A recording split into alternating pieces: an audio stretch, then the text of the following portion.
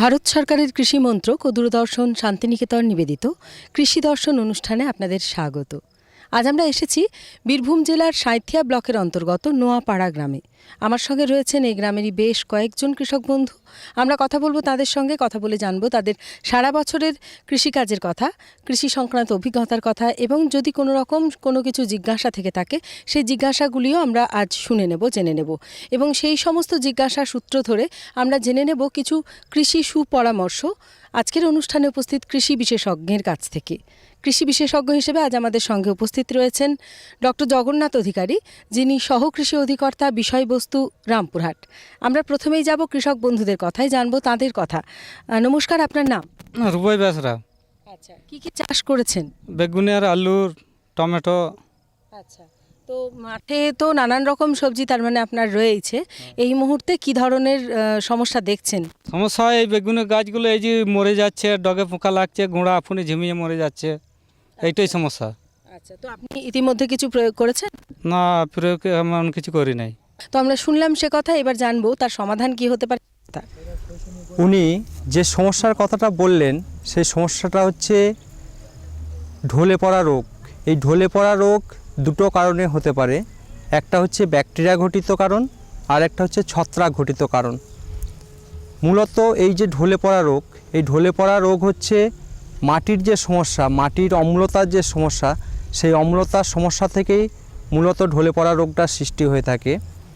তো ওনাকে প্রথমেই দেখতে হবে যে এই ঢলে পড়া রোগটা ব্যাকটেরিয়া ঘটিত না ছত্রাক ঘটিত। ব্যাকটেরিয়া ঘটিত যে ঢলে পড়া রোগ, সেই ব্যাকটেরিয়া ঘটিত ঢলে পড়া রোগের লক্ষণ হচ্ছে ওনার যে গাছটি নষ্ট হয়েছে সেই গাছের শিকড়টাকে কেটে, ব্লেড দ্বারা কেটে কেটে একটা যদি কাঁচের গ্লাসের জলে রাখা যায়, তাহলে দেখা যাবে কিছুক্ষণ মিনিট 10 পরে ওই কাঁচের গ্লাসের জল ঘোলা হয়ে যাচ্ছে এবং সেখান থেকে পুঁজের মতো একটা উজ বের হচ্ছে। এইটা যদি বের হয় তাহলে বুঝতে হবে এটা ব্যাকটেরিয়া ঘটিত ঢলে পড়া রোগ। এবং এই ব্যাকটেরিয়া ঘটিত ঢলে পড়া রোগ হলে খুব বেশি করণীয় এই অবস্থায় কিছু করার থাকে না। এটাকে করতে হবে আপনার প্রথমেই যে বেগুন, যে সবজি জাতীয় চাষ, যেটা সোলানিয়াস ক্রপ আর কি, সেই বেগুন জাতীয় সবজি কয়েক বছর চাষ বন্ধ রাখতে হবে। তারপর জমির যে অম্লতার সমস্যা সেটা দূর করার জন্য গ্রীষ্মকালে যখন মূলত জমিটা পড়ে থাকে সেই সময় ওনাকে যদি মাটি পরীক্ষা করা থাকে তাহলে সেই মাটি পরীক্ষার ভিত্তিতে, আর যদি মাটি পরীক্ষা না করা থাকে তাহলে কাঠা প্রতি 4 কেজি করে চুন ওনাকে প্রয়োগ করতে হবে এবং কাঠা প্রতি চুন প্রয়োগ করে তারপর ভালোভাবে মাটিতে মিশিয়ে দিতে হবে। এবং এই যে প্রাক বর্ষার যে বৃষ্টি হয় সেই প্রাক বর্ষার বৃষ্টির সঙ্গে সঙ্গে চুনটা মাটির সঙ্গে মিশে যাবে এবং জমির যে অম্লতার যে সমস্যা, সেই জমির অম্লতার সমস্যাটা কেটে যাবে। এটা প্রথম কাজ। দ্বিতীয় কাজ হচ্ছে 3-4 বছর উনি বেগুন জাতীয় কোনো সবজি ওই জমিতে লাগাবেন না। তার পরিবর্তে গম বা অন্যান্য যে জাতীয় ফসল যেটা, সেই জাতীয় সবজি লাগাতে হবে। এর পরবর্তীকালে বেগুন যখন ওই জমিতে লাগাবেন তখন বেগুন জমি লাগানোর আগে বিঘা প্রতি 1.5 কেজি করে ব্লিচিং পাউডার ওই জমিতে প্রয়োগ করতে হবে এবং জমিতে যথেষ্ট পরিমাণে জৈব সার প্রয়োগ করতে হবে। জৈব সারের সঙ্গে সঙ্গে ট্রাইকোডার্মা ভিরিডি বলে এক ধরনের জীবাণু সার পাওয়া যায়, সেই জীবাণু সার ট্রাইকোডার্মা ভিরিডি প্রয়োগ করতে হবে। তাহলে এই ব্যাকটেরিয়া ঘটিত যে ঢলে পড়া রোগ, সেই ব্যাকটেরিয়া ঘটিত ঢলে পড়া রোগের সমস্যা থেকে সমাধান পাওয়া যাবে। আর এই অবস্থায় ওনার যে করণীয়, যদি ব্যাকটেরিয়া ঘটিত হয়ে থাকে, যেটা বললাম যে লক্ষণটা দেখে বোঝা যাবে যে ব্যাকটেরিয়া ঘটিত ঢলে পড়া রোগ কিনা, এই অবস্থায় করণীয় হচ্ছে খুব বেশি পরিমাণে সেচ দেওয়া যাবে না। খুব বেশি পরিমাণে সেচ দিলে এই ঢলে পড়া রোগটা গোটা জমিতেই ছড়িয়ে পড়বে। সেই জন্য পারতপক্ষে যে বেঁচে থাকার জন্য যেটুকু দরকার ছিটিয়ে সেচ দেওয়া, সেই ছিটিয়ে সেচ দেওয়াটা দিতে হবে। আরেকটা যে ঢলে পড়া রোগ যেটা যে কারণে হয়ে থাকে সেটা হচ্ছে ছত্রাক ঘটিত ঢলে পড়া রোগ। এই ছত্রাক ঘটিত ঢলে পড়া রোগের লক্ষণ হচ্ছে ওনার যে গাছটা ঢলে পড়েছে সেই গাছটাকে কাটলে যদি লম্বালম্বিভাবে ছেদ করা যায় তাহলে দেখা যাবে ওর ভেতরে কালো রঙের দাগ দেখা যাবে। তো সেই কালো রঙের দাগ দেখা গেলে বোঝা যাবে যে এটা ছত্রাক ঘটিত রোগের লক্ষণ। এবং সেক্ষেত্রে উনি যে ছত্রাকনাশক যেগুলো আছে, আমাদের কপার অক্সিক্লোরাইড, যেটা ব্লাইটক্স বা ব্লু কপার, প্রতি লিটার জলে 4 গ্রাম করে দিয়ে যদি মাটি এবং গাছের সংলগ্ন অংশটাকে ভিজিয়ে দিতে পারেন তাহলে ছত্রাক ঘটিত রোগ থেকে, ঢলে পড়া রোগ থেকে উনি মুক্তি পেতে পারেন। মানে ওনার জমিটা মুক্তি পেতে পারে। তো সেক্ষেত্রে ওনাকে প্রথমেই দেখতে হবে যে ব্যাকটেরিয়া ঘটিত রোগ না ছত্রাক ঘটিত রোগ, তো সেটা দেখে তারপর ওনাকে ব্যবস্থাটা নিতে হবে। বেগুন গাছে একই রকম সমস্যা দেখা দিলে কি করণীয় সে কথা আমরা জেনে নিয়েছি। জানবো আরও একজন কৃষক বন্ধুর কাছ থেকে তার জানতে চাওয়ার বিষয়টি। নমস্কার, আপনার নাম? শশাঙ্ক শেখর দত্ত, নপাড়া। আচ্ছা, এই গ্রামেরই আপনি মানুষ, চাষ করছেন, কি জানতে চাইছেন? আমি চাইছি টমেটো লাগিয়েছি বিঘেখানে, গাছ কুমড়িয়ে যাচ্ছে প্লাস মরে যাচ্ছে, মানে কুঁকড়ে যাচ্ছে? হ্যাঁ, গাছগুলো সব কুমড়িয়ে যাচ্ছে, আচ্ছা আচ্ছা, এটাই বেশি সমস্যা। আচ্ছা, জমি জুড়ে দেখছেন মানে প্রায় গাছে এরকম? প্রায় গোছে আচ্ছা, আপনিও কিছু প্রয়োগ করেননি? প্রয়োগ করেছি এমনি যে আমাদের কীটনাশক দোকানে যেসব ওষুধ বলছে ওই সব ওষুধ দিচ্ছি, আচ্ছা তার সাথে কোনো কাজ হচ্ছে না। আচ্ছা আচ্ছা, অনেক ধন্যবাদ আপনাকে। আপনি আপনার সমস্যার কথা আমাদের জানিয়েছেন। টমেটো গাছের যে ধরনের সমস্যার কথা কৃষক বন্ধু আমাদের জানিয়েছেন, জানবো তার প্রতিকার কি হতে পারে সে কথা। টমেটো গাছ যে কুঁকড়ে যাওয়া সেটা মূলত 3টে কারণে ঘটে থাকতে পারে। ওনার গাছটা দেখলে আমি বুঝতে পারতাম যে মূলত কী কারণে ওটা কুঁকড়ে গেছে। তবে মূলত যে 3টে কারণ, সেই 3টে কারণ বলছি। সাদামাছির আক্রমণে, সাদামাছির রস চুষে যদি খায় তাহলে টমেটো গাছের পাতাগুলো কুঁকড়ে যেতে পারে, সেক্ষেত্রে কোঁকড়ানোটা উপর দিকে হবে। থ্রিপস পোকার আক্রমণে যদি কুঁকড়ে যায়, থ্রিপস পোকাও রস চুষে খায় পাতার নিচ থেকে, তাহলে টমেটো গাছের যে কুঁকড়ে যাওয়া সেটা হবে নিচের দিকে নৌকার মতো বেঁকে যাওয়া। আর একটা যে কারণে ঘটতে পারে টমেটো গাছের কুঁকড়ে যাওয়া পাতা, সেটা হচ্ছে ভাইরাল ঘটিত রোগ, যেটা মোজাইক রোগ বলা হয়। এই ভাইরাল ঘটিত রোগের ক্ষেত্রে লক্ষণ হচ্ছে যে পাতাটা হলুদ এবং সবুজ অংশ থাকবে, শিরার অংশগুলো হলুদ হলুদ হয়ে যাবে, তার মাঝে ছোপ ছোপ সবুজ এবং হলুদের ছোপ ছোপ থাকবে। এটাই হচ্ছে ভাইরাল ঘটিত রোগের লক্ষণ। তো যদি ভাইরাস ঘটিত রোগের আক্রমণ হয়ে থাকে সেক্ষেত্রে মূলত কিছু করার নেই, কারণ আমাদের যে মানে গাছের ক্ষেত্রে যে ব্যাকটেরিয়া, ছত্রাক এবং ভাইরাস ঘটিত রোগের আক্রমণে সাধারণত রোগগুলো ঘটে থাকে। তো ভাইরাস রোগের সেরকম প্রতিকার কিছু নেই। ভাইরাস রোগ যাতে বাহিত না হতে পারে এটার বহনের কাজ করে সাদামাছি। এই যে ছত্রাক ঘটিত যে মোজাইক রোগের কথা বললাম, এটা বাহনের কাজ করে, এক গাছ থেকে আরেক গাছে নিয়ে যায় সাদামাছি। তো সেক্ষেত্রে আমাদের প্রতিকারের যে ব্যবস্থা সেটা হবে সাদামাছি যাতে করে এই রোগটা ছড়িয়ে দিতে না পারে সেটার ব্যবস্থা নেওয়া। সেটার জন্য আমাদের যে অন্তর্বাহী কীটনাশক যেগুলো, সাধারণত ইমিডাক্লোপিড ব্যবহার করতে পারেন, বা অ্যাসাটা পাউডার ব্যবহার করতে পারেন, বা ডাইমেথয়েড ব্যবহার করতে পারেন। এই যে অন্তর্বাহী কীটনাশক যেগুলো, সেই অন্তর্বাহী কীটনাশক যে কোনো একটা প্রয়োগ করা যেতে পারে যাতে করে সাদামাছি আমার এই রোগটাকে ছড়িয়ে ফেলতে না পারে। আর যে গাছটায় মোজাইক রোগ হয়েছে সেই গাছটাকে সযত্নে ওই জমি থেকে তুলে পুড়িয়ে ফেলতে হবে, যাতে করে সাদামাছি ওই গাছ থেকে অন্য গাছে রোগটা না ছড়িয়ে ফেলতে পারে। এটাই হচ্ছে মূলত মানে সাধারণত উনি যে লক্ষণটা বললেন, সাধারণত পরে কথা হলো যেটা যে ছত্রাক ঘটিত রোগের কারণে হয়ে থাকতে পারে আর কি। তো সেই জন্য ওনার উচিত হচ্ছে সযত্নে গাছটাকে তুলে ফেলা এবং অন্তর্বাহী ছত্রাকনাশক জমিতে প্রয়োগ করা, অন্তর্বাহী কীটনাশক জমিতে প্রয়োগ করা। টমেটো চাষের ক্ষেত্রে কি কারণে ঠিক সমস্যা এবং কি করণীয় সে কথাও আমরা জেনে নিয়েছি। জানবো আরও একজন কৃষক বন্ধুর কাছ থেকে তার কৃষিকাজের কথা। নমস্কার, আপনার নাম? আশিস মণ্ডল, নপাড়া। আচ্ছা, কি চাষ করেছেন? আমার আমন ধানে যে খোলা পচা লাগছে, রোয়ার 1 মাস পরেই এক ধরনের খোলা পচা আসছে, সেই খোলা পচা কীভাবে প্রতিশোধ করা যায় সেটা আমি জানবো। আচ্ছা, আমন ধান চাষ করেছেন এবং ধান চাষের ক্ষেত্রে খোলা পচা রোগের যে প্রাদুর্ভাব দেখা দিচ্ছে সেক্ষেত্রে কি করণীয় জানতে চাইছেন, তো জেনে নেব আমরাও। খোলা পচা রোগটা মূলত ছত্রাক ঘটিত রোগ। এই ছত্রাক ঘটিত রোগটা প্রতিরোধ করার জন্য প্রথমেই আমাকে যে ব্যবস্থাটা নিতে হবে সেটা হচ্ছে বীজ শোধন। প্রথম থেকে ব্যবস্থা নেওয়ার জন্য বীজ শোধন অবশ্যই জরুরি। বীজ শোধন করার জন্য আমাদের যে কার্বেন্ডিজম ব্যবহার করতে পারি। কার্বেন্ডিজম হচ্ছে প্রতি কেজি বীজের জন্য, যদি শুকনো বীজ শোধন করে থাকি তাহলে প্রতি কেজি বীজের জন্য 2 গ্রাম করে কার্বেন্ডিজম ব্যবহার করতে হবে। এবং একটা পাত্রে রেখে, ধরুন আপনি 1 বিঘে জমিটার জন্য 5 কেজি যদি বীজের দরকার হয় তাহলে 10 গ্রাম কার্বেন্ডিজম এবং ওই 5 কেজি বীজ একটা পাত্রে রেখে মিনিট 5 ভালো করে ঝাঁকিয়ে নিয়ে ওটাকে যদি মিনিট 10 রেখে দেওয়া হয় তাহলেই কিন্তু বীজ শোধনটা হয়ে যাবে। অর্থাৎ অত্যন্ত সহজ একটা পদ্ধতি। এটা প্রথম স্টেপ।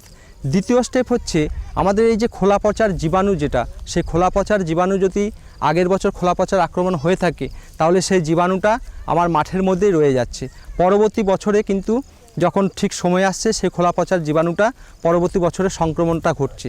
সেই জন্য আমাদেরকে করতে হবে, এই যে আমন ধান উঠে গেল, আমন ধান উঠে যাওয়ার পর জমির মধ্যে যে নাড়া অর্থাৎ গ্রীষ্মকালে একটা চাষ দেওয়ার সময়, এই গ্রীষ্মকালে চাষ দেওয়ার পর আপনাকে মানে ধানের জমিতে যে নাড়াগুলো রয়েছে সেই ধানের জমির নাড়াগুলোকে পুড়িয়ে ফেলতে হবে জমির বাইরে, কারণ ভেতরে পোড়ালে আপনার বন্ধু পোকা যেগুলো আছে সেগুলো নষ্ট হয়ে যাওয়ার সম্ভাবনা থাকবে।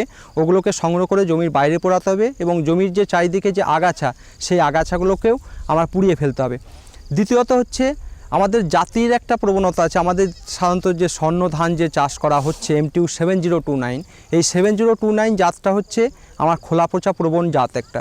সেই জন্য আমাদেরকে আস্তে আস্তে 7029-এর পরিবর্তে MTU 1010 বা অন্যান্য খোলা পচা প্রতিরোধী জাত যেগুলো, সেই জাতের দিকে আমাদেরকে আস্তে আস্তে আগাতে হবে।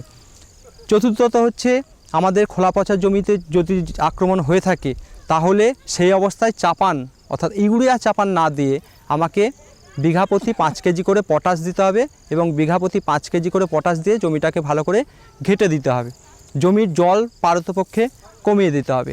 এরপর আমি ছত্রাকনাশক যেগুলো খোলা পচা প্রতিরোধী ছত্রাকনাশক যেগুলো, সেই ছত্রাকনাশকগুলো প্রয়োগ করতে হবে। কয়েকটা নাম আমি বলছি, যেমন এক হচ্ছে ভ্যালিডামাইসিন গ্রুপের ওষুধ, যেগুলো বাজারে আমার সিদমার বা রাইজোসিন এই সমস্ত নামে পাওয়া যায়, সেটা প্রতি লিটার জলে 2 মিলিলিটার করে। তাছাড়া প্রপিকোনাজল, টিল্ট, ধান, পিনাকেল, কন্টাফ এই সমস্ত নামে পাওয়া যায়, এগুলো হচ্ছে প্রতি লিটার জলে 1.5 ml করে। হেক্সাকোনাজল গ্রুপের ওষুধ দিতে পারি, হেক্সাকোনাজল হচ্ছে আমার প্রতি লিটার জলে 1.5 ml করে।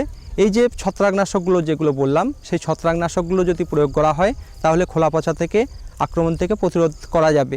এবং একটা জিনিস আমাদেরকে খেয়াল রাখতে হবে যে যখনই আমরা স্প্রে করব, এই যে ছত্রাকনাশক বা কীটনাশক যদি প্রয়োগ করি, আমাদের বিঘা প্রতি 100 কেজি করে 100 লিটার করে জল আমাদেরকে অবশ্যই দিতে হবে এবং সঠিক মাত্রায় ওষুধটা দিতে হবে। সঠিক মাত্রা এবং সঠিক জলের প্রয়োগ করেই ওষুধটাকে প্রয়োগ করতে হবে, তাহলে সঠিকভাবে কাজটা পাওয়া যাবে। না হলে কিন্তু অল্প পরিমাণ জল দিয়ে যদি যে পরিমাণ ওষুধটা বললাম সেই ওষুধটা যদি শুধু দেওয়া যায়, সঠিক কাজ কিন্তু পাওয়া যাবে না। আমার মনে হয় এই যে কটি পদক্ষেপ বলা হলো, এগুলি যদি অনুসরণ করা যায় তাহলে যে খোলা পচার যে সমস্যা সেখান থেকে প্রতিরোধ পাওয়া যাবে বলে মনে করি। आइए आइए। टीवी देख रही थी? डिजिटल टीवी नहीं लगवाया? नहीं, पुराना वाला केबल ही ठीक है। पुराने वाला केबल ही रहेगा, बस सेट टॉप बॉक्स लग जाएगा। बेहतरीन पिक्चर क्वालिटी, चुनने को सैकड़ों चैनल। खर्च बढ़ेगा। सेट टॉप बॉक्स कोई महंगा नहीं है, कंप्यूटराइज बिल आएगा, जो चैनल चुना है उसी के पैसे लगेंगे। 31 दिसंबर 2015 तक सभी बचे हुए शहरी क्षेत्रों में केबल टीवी डिजिटाइजेशन अनिवार्य है। आप भी सेट टॉप बॉक्स लगवाने के लिए अपने केबल टीवी ऑपरेटर से संपर्क करें।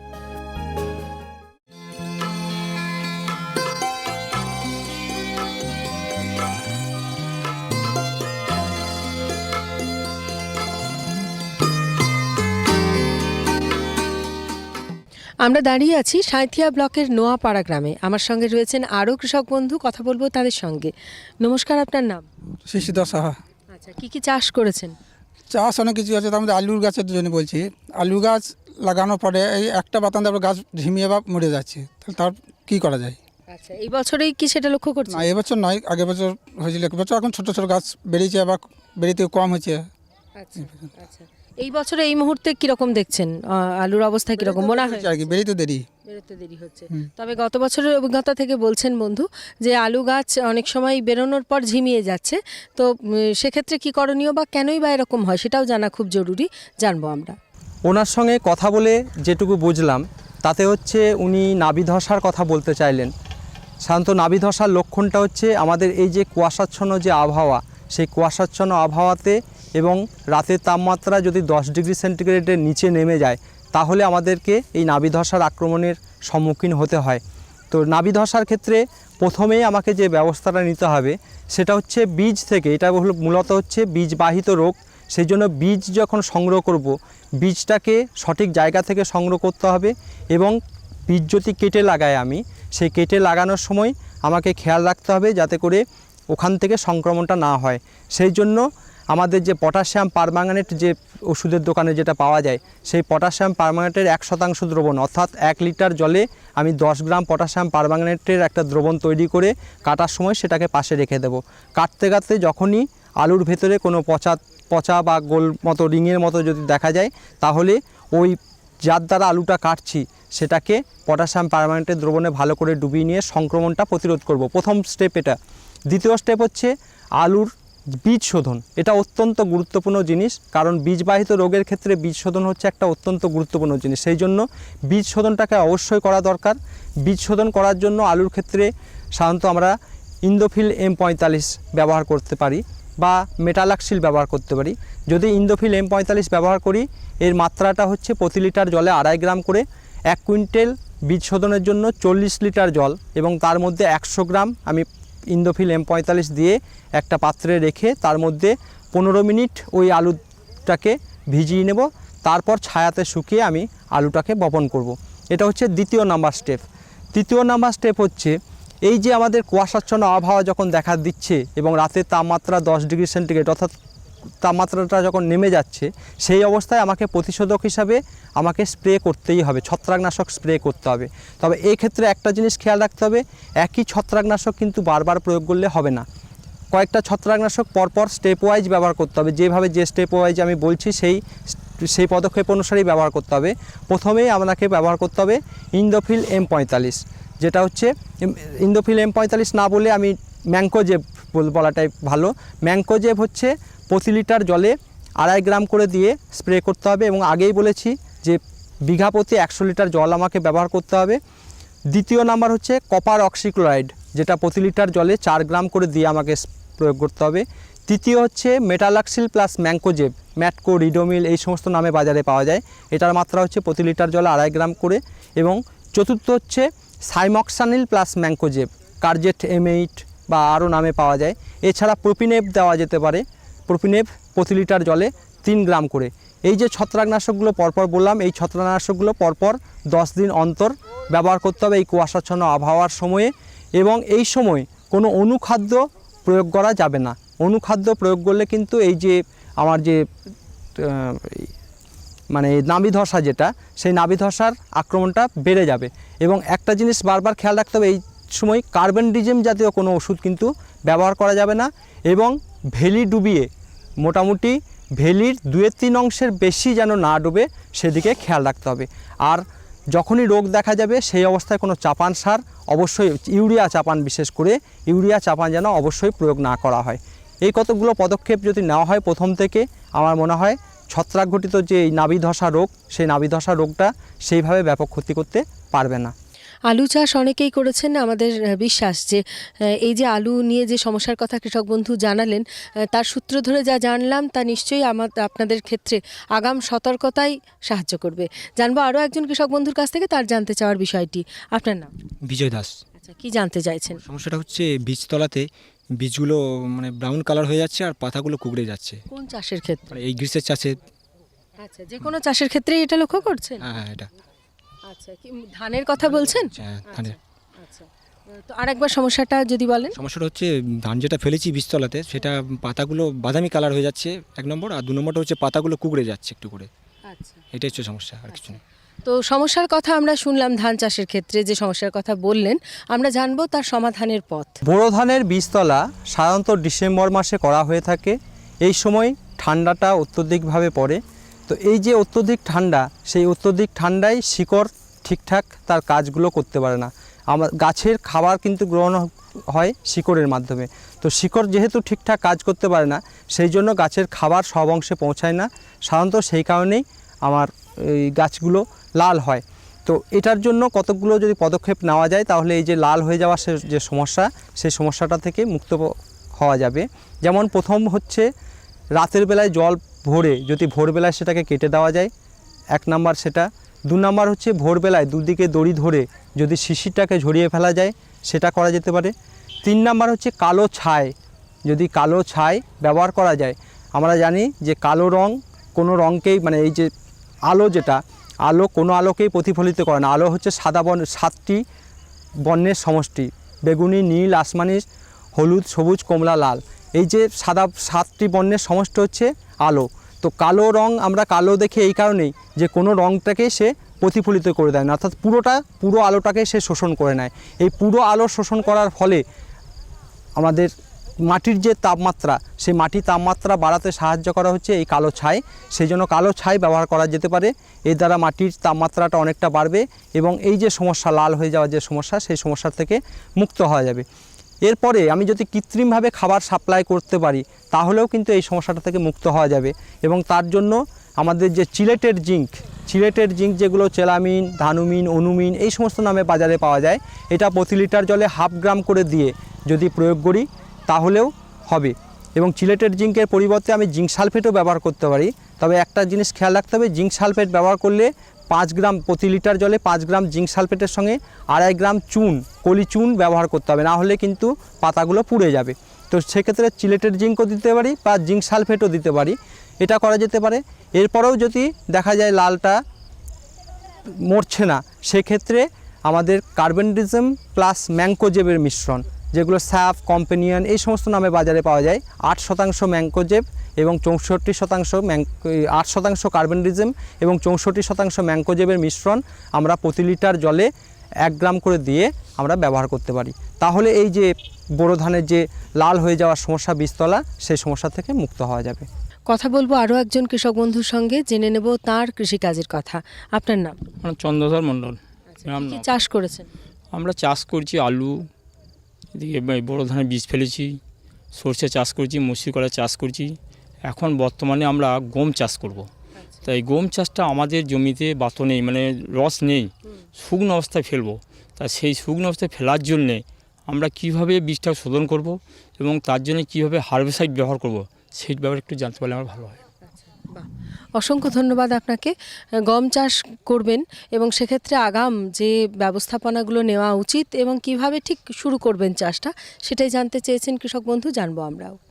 গম চাষের ক্ষেত্রে সাধারণত শুকনো গমই ফেলা হয়, কিন্তু যেহেতু ওনার জমিতে সেইভাবে রস নেই, সেই জন্য উনি ভিজে বীজ শোধন করে ফেলতে চাইছেন। এবং ভিজে বীজ শোধনের ক্ষেত্রে প্রথমে সাদা জলে ভিজিয়ে নিতে হবে আপনাকে, কয়েক ঘন্টা, 4-5 ঘন্টা সাদা জলে ভিজিয়ে নেওয়ার পর তারপর একটা দ্রবণ তৈরি করে রাখতে হবে। দ্রবণ সাধারণত 2 রকমের হতে পারে। কার্বক্সিন, যদি আপনার গমের ভুসো রোগ দেখা যায়, যে রোগটা হচ্ছে আপনার গমের শীষটা পুরো কালো রঙের ছত্রাকে ভরে দেয়, সেই রোগটা হচ্ছে ভুসো রোগ। তো ভুসো রোগের প্রবণতা যদি দেখা যায় তাহলে ওনাকে গমের বীজ শোধনটা করতে হবে কার্বক্সিন দিয়ে। কার্বক্সিন 2.5 গ্রাম করে প্রতি কেজি বীজের জন্য, মানে এক্ষেত্রে প্রতি লিটার জলের জন্য, উনি যেহেতু ভিজে বীজ শোধনটা করবেন, প্রতি লিটার জলের জন্য 2.5 গ্রাম করে কার্বক্সিন, যেটা ভিটাভ্যাক্স নামে পাওয়া যায়, বা থাইরাম প্লাস কার্বক্সিনের মিশ্রণ, যেটা ভিটাভ্যাক্স প্লাস নামে পাওয়া যায়, সেটা উনি বীজ শোধনের জন্য ব্যবহার করতে পারেন। তবে একটা জিনিস গমের ক্ষেত্রে খেয়াল রাখতে হবে, যে যদি আপনার জমিতে একটাও গমের সেচ দেওয়ার বন্দোবস্ত থাকে, সেক্ষেত্রে আপনাকে সেচটা কিন্তু অবশ্যই 21 দিনের মাথায় দিতে হবে। কারণ 21 দিনের মাথায় মুকুট শিকড় বের হয় গমের ক্ষেত্রে, এবং এই মুকুট শিকড় বের হওয়ার সময় যেন কোনোভাবেই গমের জমিতে টান না পড়ে, সেটার দিকে খেয়াল রাখতে হবে। সেই জন্য একটা সেচ সম্ভব হলেও 21 দিনের মাথায় দিন। উনি যে আগাছানাশকের কথা যেটা বললেন, ওনার জমি যদি খালি থাকে, সেক্ষেত্রে পুরো যদি খালি অবস্থায় পড়ে থাকে, সেক্ষেত্রে আমার মনে হয় আগাছানাশকের ক্ষেত্রে যেটা প্যারাকোয়াট বা গ্লাইফোসেট, যেটা আপনার সব আগাছাকেই শেষ করে ফেলে, সেই ধরনের আগাছানাশক ব্যবহার করা দরকার। আর উনি যদি গমের জমিতে গম লাগানোর পরে ব্যবহার করতে চান, সেক্ষেত্রে গম লাগানোর 2 থেকে 3 দিনের মাথায় পেটিলাক্লোর উনি ব্যবহার করতে পারেন। পেটিলাক্লোরের মাত্রা হচ্ছে আপনার প্রতি একর জমিতে 1 লিটার করে পেটিলাক্লোর ব্যবহার করতে হবে, এবং সেক্ষেত্রে 1 একরের জমির জন্য আপনার 200 লিটার জল ব্যবহার করতে হবে। আর যদি উনি মানে এমনি জমিতে ফেলতে চান, সেক্ষেত্রে সব ক্ষেত্রে সর্বনাশিক যে আগাছানাশক, সেই ধরনের প্যারাকোয়াট বা গ্লাইফোসেট ব্যবহার করতে পারেন। আমরা কথা বলে নিচ্ছি একে একে কৃষক বন্ধুদের সঙ্গে, কথা বলবো তাই আরও একজন কৃষক বন্ধুর সঙ্গে, জানবো তার কৃষিকাজের কথা। আপনার নাম? আমার নাম হচ্ছে রবীন্দ্রনাথ সাহা। আচ্ছা, কি জানতে চাইছেন? জানতে চাইছি সর্ষের গাছের গোড়াগুলো ফুলে যাচ্ছে আর পাতাগুলো কুটে ধরে যাচ্ছে, এর প্রতিকার কী আছে? আচ্ছা, নিশ্চয়ই অনেক কৃষক বন্ধুই সর্ষে চাষ করেছেন, সেক্ষেত্রে যে ধরনের সমস্যার কথা বললেন আমরা জানবো তার সমাধানের পথ। সর্ষের গোড়া ফোলা যে রোগ, সেই রোগটা হচ্ছে ক্লাব রুট রোগ বলা হয়। এক্ষেত্রে প্রথমে যে ব্যবস্থা নিতে হবে, মাটির সংশোধন, মাটির যে অম্লতা, সেই অম্লতাটাকে সংশোধন করতে হবে। এবং সেক্ষেত্রে যদি মাটি পরীক্ষা করা থাকে তার ভিত্তিতে, অথবা মাটি পরীক্ষা করা না থাকলে প্রতি কাঠাতে 4 কেজি করে চুন আপনার গ্রীষ্মকালে প্রয়োগ করতে হবে, এবং কয়েক বছর সর্ষে চাষ ওই জমিতে রাখা বন্ধ করতে হবে। আর দ্বিতীয়ত হচ্ছে জাত যে জাতগুলো আমরা ব্যবহার করছি সেই জাতটাকে পরিবর্তন ঘটিয়ে WBBN1 কল্যাণ 1 বা কল্যাণ 2 এই ধরনের জাত ব্যবহার করতে হবে। আর কয়েক বছর আপনার ওই জমিতে সর্ষেটা ব্যবহার বন্ধ রাখাই ভালো। এবং কখনোই এই ধরনের রোগ দেখা দিলে আপনি জমিতে ডুবিয়ে সেচ প্রয়োগ করবেন না, সেক্ষেত্রে আপনি ছিটে দিয়ে যাতে করে সর্ষে গাছটা বেঁচে থাকে সেই ধরনের সেচ প্রয়োগ করবেন। দ্বিতীয়ত উনি কুটের আগাল যেটা বললেন সেটা হচ্ছে জাব পোকার আক্রমণ। সাধারণত পৌষ মাসে জাব পোকার আক্রমণ দেখা দিলেই আপনি কিন্তু কীটনাশকের দিকে যাবেন না, সেক্ষেত্রে মাঘ মাসে কিন্তু তাহলে জাব পোকার আক্রমণটা প্রতিরোধ করা খুব কঠিন হয়ে যাবে। সেই জন্য এই অবস্থায় আপনি যে হলুদ ফাঁদ জাতীয় যে দেখা যায় সেই ধরনের বা আপনার চকচকে কাণ্ডওয়ালা মালেক 2 এই ধরনের সাদা ফুলওয়ালা জাত চাষ করতে পারেন। বা সর্ষের জমি চারিদিকে আপনি বেড়া দিতে পারেন। বেড়া বলতে অরহরের বেড়া দিয়ে যদি চাষ করেন সেক্ষেত্রেও জাব পোকার আক্রমণটা অনেকাংশে প্রতিরোধ করা যায়। এবং যদি দেখা যায় অর্থনৈতিক ক্ষতিসীমার ক্রস করে যাচ্ছে সেক্ষেত্রে অন্তর্বাহী কীটনাশক যেগুলো ডাইমেথয়েড, যেটা রোগর তারা নষ্ট নয় এই ধরনের নামে বাজারে পাওয়া যায়, সেটা প্রতি লিটার জলে 2 মিলিলিটার করে বা ইমিডাক্লোরোপিড 4 লিটার জলে 1 মিলিলিটার করে ব্যবহার করতে পারেন। বা যে কোনো আপনি অন্তর্বাহী যে কীটনাশক সেই অন্তর্বাহী কীটনাশক ব্যবহার করতে পারেন। তবে এই সমস্ত কীটনাশক ব্যবহার করার আগে আপনাকে যেগুলো বললাম চারিদিকে বেড়া দিয়ে দেওয়া বা হলুদ ফাঁদ প্রয়োগ করা বা আপনার জমির এই যে ওপরের যে অংশ 4-5 সেন্টিমিটার অংশেই জাব পোকার আক্রমণটা বেশি হয় সেই 4-5 সেন্টিমিটার অংশ আপনাকে তুলে ফেললেই আমার মনে হয় এই যে জাব পোকার যে আক্রমণ সেখান থেকে প্রতিরোধ পাওয়া যাবে। আমরা এতক্ষণ বীরভূম জেলার সাঁইথিয়া ব্লকের অন্তর্গত নোয়াপাড়া গ্রামের কৃষক বন্ধুদের সঙ্গে কথা বলে জানলাম তাদের সারা বছরের কৃষি সংক্রান্ত অভিজ্ঞতার কথা এবং সেই সঙ্গে উঠে এসেছে কিছু জিজ্ঞাসার কথাও এবং তারই সূত্র ধরে আলোচিত হয়েছে আজ নানান ধরনের কৃষি কথা এবং যা থেকে উঠে এসেছে কৃষি সুপারিশ। আমরা আশা করব আমাদের আজকের যে সামগ্রিক আলোচনা তা নিশ্চয়ই আপনাদের উপকারে লাগবে। তবে আমরা অবশ্যই এই আলোচনা শেষ করবার আগে আজকে উপস্থিত কৃষক বন্ধুদের প্রত্যেককে আমরা আন্তরিক ধন্যবাদ জানাই কৃষি বিশেষজ্ঞকেও, যিনি তার সুন্দরভাবে সুচিন্তিত পরামর্শ আজ আমাদের জানিয়ে গেলেন।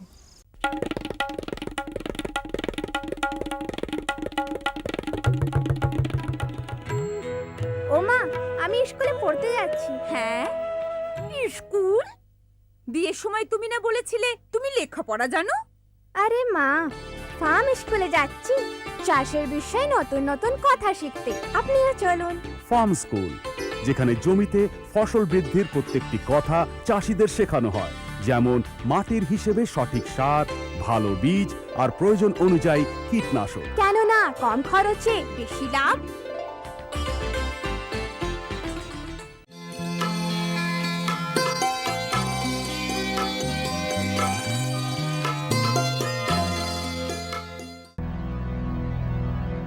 হ্যাঁ হ্যাঁ ঠিক আছে একদম। হ্যাঁ হ্যাঁ ঠিক আছে। আচ্ছা আচ্ছা। কার সঙ্গে কথা বলছিলে এত হেসে হেসে?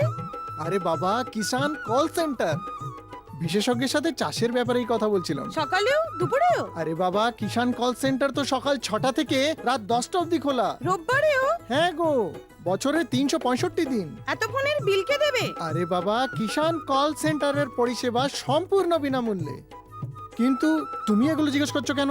আমি তো অন্য কিছু ভাবছিলাম। ও কৃষক ভাইরা কৃষিকাজ সংক্রান্ত সমস্যার নিজের ভাষায় তাড়াতাড়ি সমাধানের জন্য ভারতের যে কোনো ফোন থেকে রাষ্ট্রীয় হেল্পলাইন নম্বর 1800-180-1551-এ যোগাযোগ করুন। কৃষকের বন্ধু, কৃষকের কল সেন্টার। কেমন লাগছে আমাদের অনুষ্ঠান? আমাদের চিঠি লিখে জানান। চিঠি লেখার ঠিকানা কৃষি দর্শন, অধিকর্তা দূরদর্শন কেন্দ্র, শান্তিনিকেতন, সূচক 731235।